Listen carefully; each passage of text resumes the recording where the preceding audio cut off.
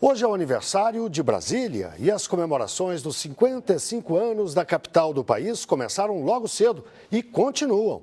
Vamos ao vivo conversar com o repórter Paulo Leite, que tem os detalhes, está lá no local da festa. Boa noite, Paulo.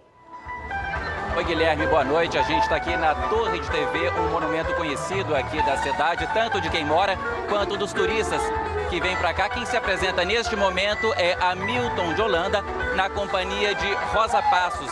Hamilton de Holanda, que é aqui de Brasília, e Rosa Passos, que adotou a cidade. Começou a apresentação dizendo que ama Brasília.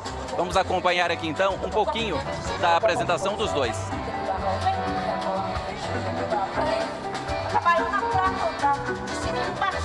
Quem se junta aos dois daqui a pouco é a artista também de Brasília, Ellen Oléria. Mais cedo, quem se apresentou aqui foi a Orquestra Sinfônica do Teatro Nacional aqui de Brasília, do Teatro Cláudio Santoro. Bom, a peça é o Concerto de Cinema. Foi apresentada a peça sobre filmes, as trilhas sonoras de filmes como Super-Homem, Guerra nas Estrelas e até os Flintstones. Mais cedo, houve mais atividades aí na cidade.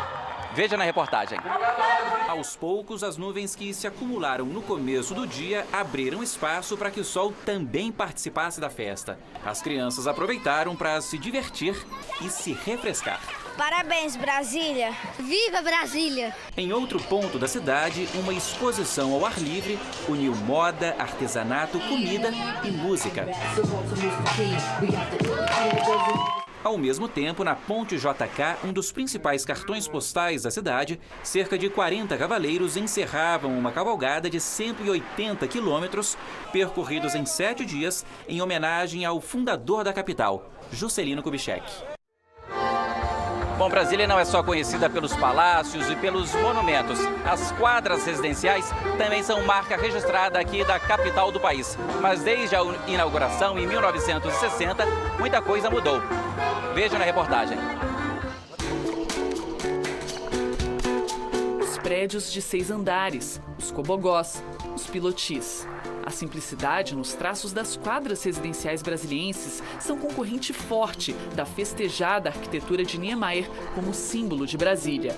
E assim como o plano diretor da cidade, a forma como foi construída a área residencial tem forte significado no que Lúcio Costa e Niemeyer desejavam para a nova capital. Quando o Lúcio Costa imaginou as superquadras, ele imaginou os edifícios, eles não estão em terrenos, a gente chama de projeções, que é como se fosse a forma dele, o perímetro dele. A ideia é que os edifícios tivessem uma certa uniformidade entre eles para que você conseguisse ter um conjunto harmônico. Mas em 55 anos, muita coisa mudou.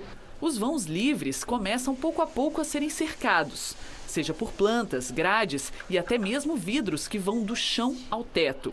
A magia da amplitude de Brasília vai se perdendo. A motivação, muitas vezes, é a segurança dos moradores, argumento que divide opiniões.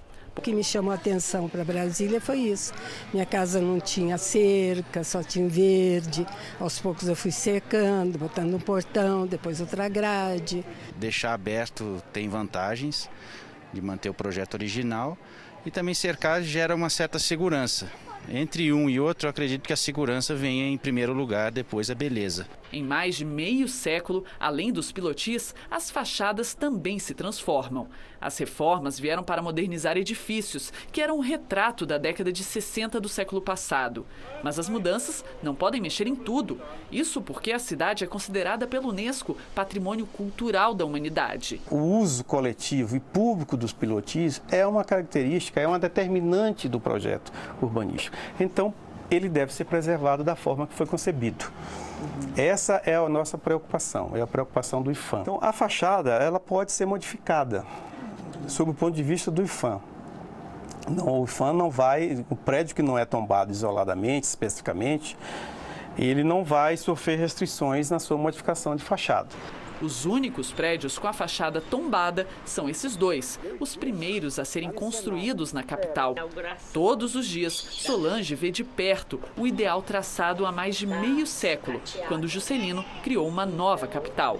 Ela não abre mão de conviver com esse pedaço da história. Ninguém cuida da vida dos outros, você vive a sua vida, você faz o que você quer e ninguém está te censurando ou te criticando. Essa é a situação. Eu adoro Brasília, não saio daqui por nada.